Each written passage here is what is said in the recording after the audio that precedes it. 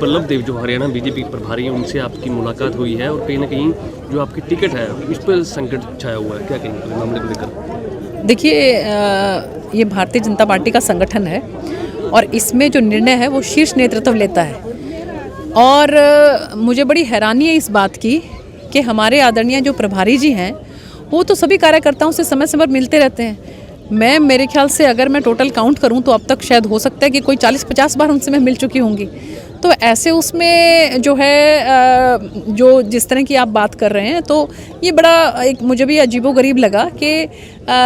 अगर हम संगठन मंत्री जी से, हमारे प्रभारी जी से, हमारे प्रदेश अध्यक्ष जी से, हमारे मुख्यमंत्री जी से एक सांसद होने के नाते हम मिलेंगे अगर, तो क्या उसका जो है कुछ ना कुछ इस तरह का मतलब निकाला जाएगा। और जहाँ तक बात है हमारे भाई अशोक तंवर जी, वो हमारी पार्टी में अगर आते हैं, हमारी पार्टी से जो विचारधारा से अगर वो इत्तेफाक रखते हैं, अगर आम आदमी पार्टी जो है वो उसमें सेवा जो है वो जो करना चाहते हैं उसमें ठीक से नहीं कर पा रहे हैं और हमारी पार्टी से इत्तेफाक रखते हैं तो उनका बहुत बहुत स्वागत है। वो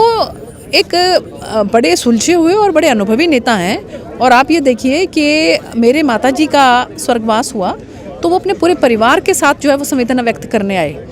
तो ऐसे उसमें जो है मुझे लगता है कि अगर अशोक तंवर जी हमारी पार्टी में आते हैं तो उनका बहुत बहुत स्वागत है। और जहाँ तक बात है टिकट की, तो हमारा शीर्ष नेतृत्व है, उसकी एक प्रक्रिया है, पूरा सिस्टम है। मैं अभी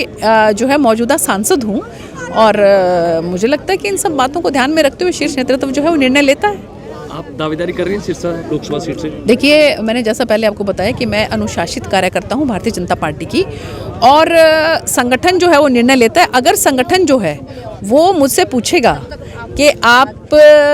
क्या जो है वो सिरसा लोकसभा से लड़ना चाहते हैं, नहीं लड़ना चाहते हैं, तो मेरा जवाब जो है वो हाँ में है। और बिल्कुल मैं सिरसा लोकसभा की जो जनता है उसकी सेवा करना चाहती हूँ जिस तरह से मैंने पिछले 5 सालों में की है। सर्वे में बताया गया, उसी के हवाले से पूछ रहा हूँ कि पूरे 303 सीटें जो बीजेपी ने 2019 में जीती थी, जिसमें 50 सीटें ऐसी हैं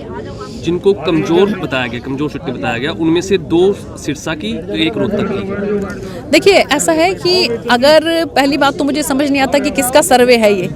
और दूसरी बात अगर कोई ऐसा सर्वे है भी सही तो वो मुझे लगता है कि क्योंकि इसमें कहीं कोई दो राय नहीं कि 2014 के अंदर भी हमारे सिरसा जिला के अंदर एक भी विधानसभा नहीं आई थी और 2019 के अंदर भी हमारी एक भी विधानसभा नहीं आई थी। तो मुझे ये लगता है कि शायद विधानसभा की दृष्टि से जो है ऐसा कहीं कोई सुनने में आया हो, लेकिन लोकसभा जो है ये बहुत सशक्त और बहुत ताकतवर लोकसभा है और यहाँ से कमल का फूल 100% खिलने वाला है और आने वाले समय में हम 5 की 5 विधानसभा भी जीत कर दिखाएंगे। उसी के हवाले से एक सवाल और पूछ रहा हूँ भी, आपने ऐसा भी जिक्र किया कि 2 साल जो एक कोविड में और किसान आंदोलन में जनता के बीच में नहीं जा पाए, धन्यवाद दौरा भी नहीं कर पाए।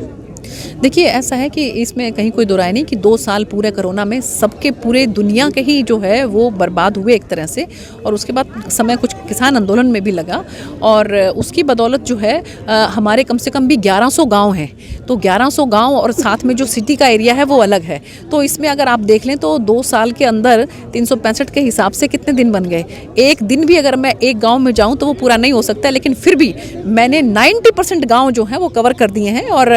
किसी तरह की कोई भी हमारे किसी भी ग्रामवासी की जो है वो समस्या मेरे पास आती है भी किसी भी रूप में आए, चाहे वो मेरे घर पर आकर आए, चाहे फ़ोन पर आए, चाहे मैं गांव में जाती हूं तब वो मुझसे रूबरू होते हों, मैंने कोई कसर नहीं छोड़ी है उनकी समस्याओं का समाधान करने में।